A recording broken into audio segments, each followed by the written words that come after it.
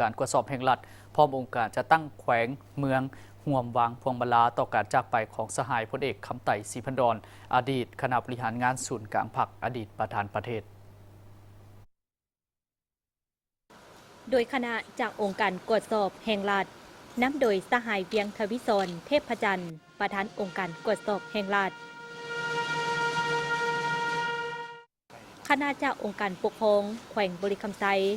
นำโดยสหายสอนธนูธรรมวงศ์กรรมการศูนย์กลางพรรคเจ้าแขวงบริคำไซ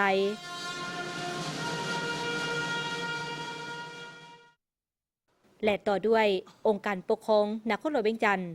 นำพระคณะโดยสหายอนุภาพตุนาลมคณะเลขาธิการศูนย์กลางพรรคประธานสภาประชาชนนครหลวงเวียงจันทร์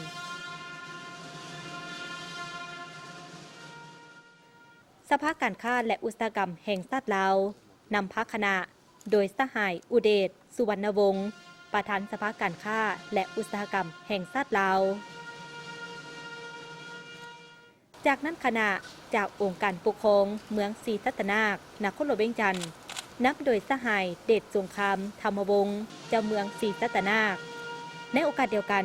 ครอบครัวทันทองสิงห์ธรรมวงศ์อดีตนายกรัฐมนตรีครอบครัวลูกหลานหนูหักภูมิสวรรค์และครอบครัวภูมิมาซักก็ได้เข้าร่วมปางพวงมาลาต่อกันจากไปของสหายพลเอกคำไต่ศรีพันดร